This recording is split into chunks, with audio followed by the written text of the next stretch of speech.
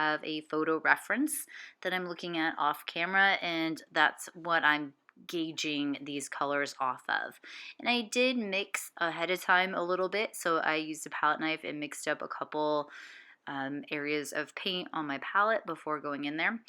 But I want to show you, I typically start from the darks first, and I'm laying down paint with a kind of either a vertical stroke or I'm pulling down to create it. And I work my way from one end kind of the spectrum to the next. So the thing is, like here, this is a transition that's going from dark to medium light to really light. So I'm working with a earth tone green, and earth tone greens have red or brown in them, so they're not vibrant like a emerald green would be vibrant. And what I'm doing is a technique that's called wet into wet. Now let me tell you, there are a couple of techniques you could employ when you're trying to blend. One of the techniques is this, working wet into wet, which essentially means that the dark green paint is still wet when I push the kind of lighter green into it. And when I say lighter, it really just has more yellow in it. It's not that there is white, it just has more yellow. So I'm pushing one body of paint into the next while it's still wet, so before it has an opportunity to dry.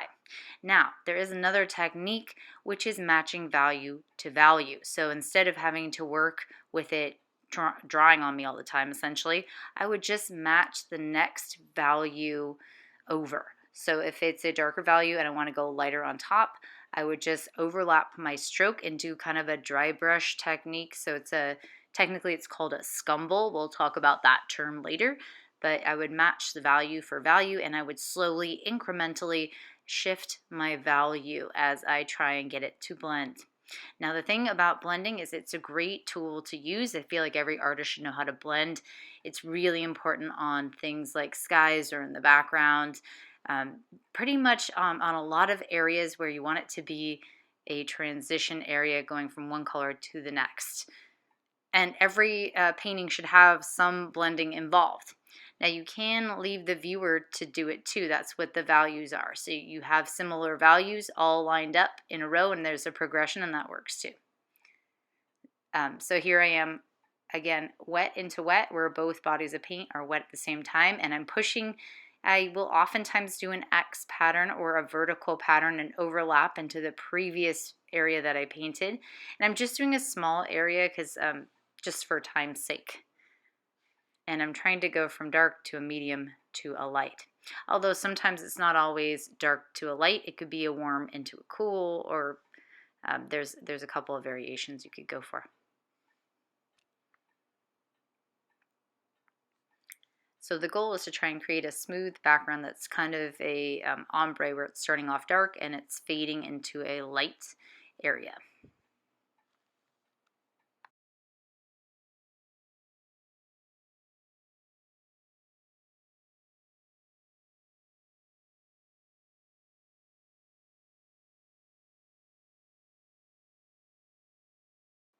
Now, one of the things about blending is you don't just want to leave it alone with just one layer. You have to layer multiple times on top.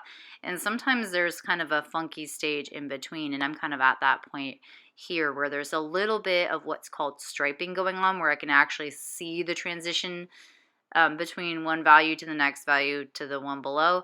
And you just want it to be a smoother shift. So I could do a couple of things. Layer on top, again, not going thick. Thick is not the answer here. It's still thin coats, and don't put too much water on your brush. In fact, you should pretty much have a dry brush. If you do decide to dip your brush in water, make sure to wipe it off on the side of the cup. But I do think it's important to try and build up some layers and continue to work on that gradient going on, that blending going on. And you can use both techniques, the wet into wet and the dry brush technique. You can also match value for value. So one of those 3 techniques. This is something I actually want you to practice today in your painting. Look for an area where you see a transition, let's say a smooth gradient, and try and replicate that today in your painting. And I'm going to walk by and you're going to point out the area that you worked on in terms of blending.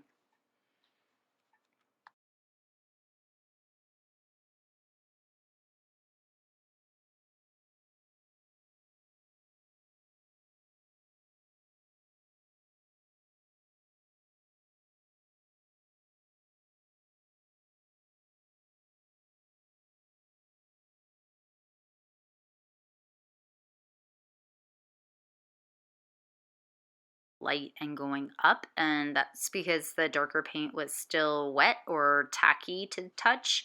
That sometimes happens. You probably have already experienced that. It's when you put a fresh coat of paint on and it's not thoroughly dry and you go to paint on top of it to make a correction or whatever, and it feels sticky.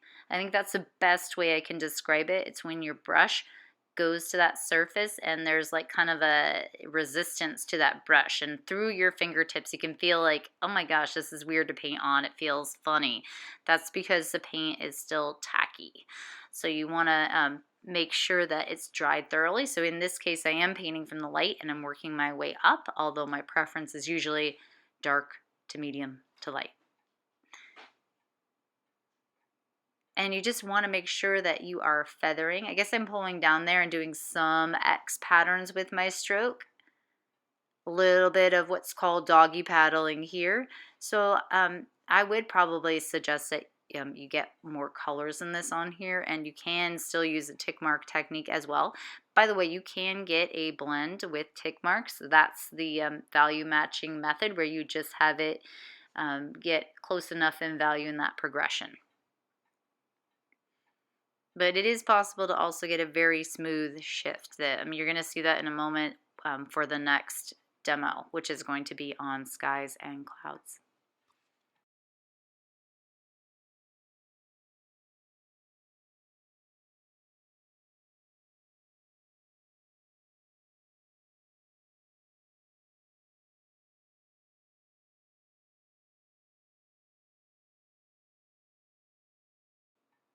Almost on every sky you take a look at, there's going to be some form of a gradient. And a gradient usually equals some sort of blending going on, whether that's blending wet into wet, dry brush method, which is scumbling, or if it's trying to match the values and create a like a successive value match.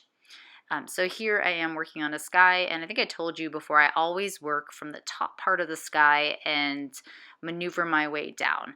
And I like to use a vertical stroke or an X pattern on the skies. I feel like that's the best technique, at least for me, to get it to blend. So I'm going with my darkest value, and this sky, interestingly enough, is darker in that left-hand corner than it is on the right, so I made sure to pay attention to that as it moves to the right side. And you can see I've painted ahead of time the outline of the clouds, so I'm just working around the clouds. I always think it is a best policy to work around your objects like clouds or trees and not try and paint over them unless it's super complicated. So it's good to paint around those objects. So here that sky is turning a little bit more cerulean, so it's a little bit lighter on that right hand side. And again, this is the wet into wet method. It's the method that I'm most comfortable with, but I can also do scumbling as well. Dry brush. And here you can see where it starts to transition.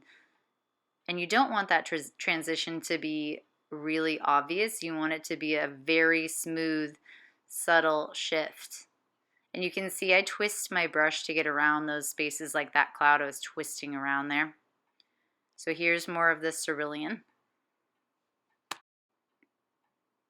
And now I'm going to speed it up a little bit. So from cerulean, it's going to cerulean plus white, and then cerulean plus white plus that lemon yellow that we have on our palette. You guys notice that we have all the paints labeled, so there should be a label for every paint. You need to start to memorize those paint names. So here I'm lightening it up. You can see I actually made an adjustment. And I'm pushing one body of paint into the next to get it to softly blend. So almost kind of like a smoky fade going on there. There you can see like a little bit hint of that yellow, that lemon yellow in there, in that mix. And wherever it's not blending, I take a moment to try and rework that area to get it to blend. And I'm just going to point out, I didn't use the whole canvas. There's like a gap there to the right. That's just because I was worried I was going to run out of time. So here I am working on the cloud, and I want to talk to you a little bit about how to mix your own grays. So there's a couple of ways you can do it. I would always avoid using black and white. Yes, I realize that's a quick way to get gray, but you can also make gray pretty easily on your own using the three primaries. So for this, I actually took some of the sky color that I had, so that cerulean blue, a little bit of yellow. I added more blue to it, more of that cerulean, and I added some red. I even tried adding a little bit of magenta in areas, and in some places I took those three colors, again, uh, the blue of the sky, magenta, yellow, and then in some places I even put a little bit of yellow ochre if I wanted it to lean a little bit more brown. So clouds often have a shadow side. You almost have to think of them as a form, like when we were doing the spheres. They're darker on one side, they have a mid-tone side, and they have a highlight side. So you have to visually or mentally remind yourself of that. It's like, yeah, it's not just this flat thing. It's a form. It has volume too. It's like a bunch of, like a clump of mashed potatoes. Dark side, medium side, light side, form, shadow, mid-tones, highlights.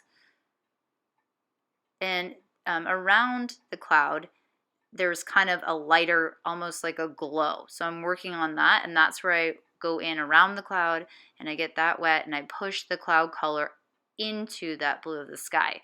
So essentially you have to have two brushes. One is for sky and the other one is for clouds. And I like I said, I'll push the blue of the sky into the clouds, but I'll go back in with a second brush in my other hand and I'll push some of that cloud value into the wet sky, the wet area of the sky.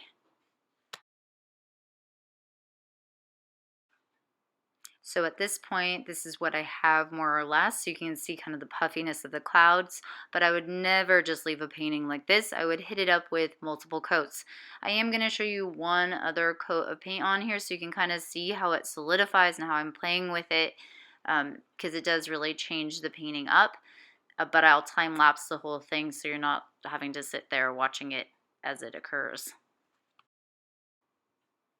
Okay, so the goal with putting on multiple layers is to in part cover that tone, because that tone is kind of like a yellowy, peachy color, and ultimately you don't want to see the tone through there unless you intentionally let little hints of it pop through, which is okay. Like in the cloud, there's a little bit of the tone visible. The idea also is that as you work on more layers, you define the painting a little bit more and you start to work on kind of polishing it up a little bit. And lastly will come the details. So paintings do require a lot of patience, and you're oftentimes looking at the same thing for a long period of time until that painting is complete. So the thing about the cloud is you want to think about soft edges. So just keep telling yourself there are places where you can have hard edges, but in nature you often see mostly soft edges. I do want you to pick an area of your painting to work on as far as blending. So look at your reference photo. Maybe that's skin tone on a face, like you're going from a dark shadow area into a mid-tone, into a light area or a highlight. That would be a good thing to focus on. Or maybe you have a sky, or maybe you want to repaint something and work more on blending. So that is your goal, is to work on blending within your own painting and try and get that blending to be a smooth shift.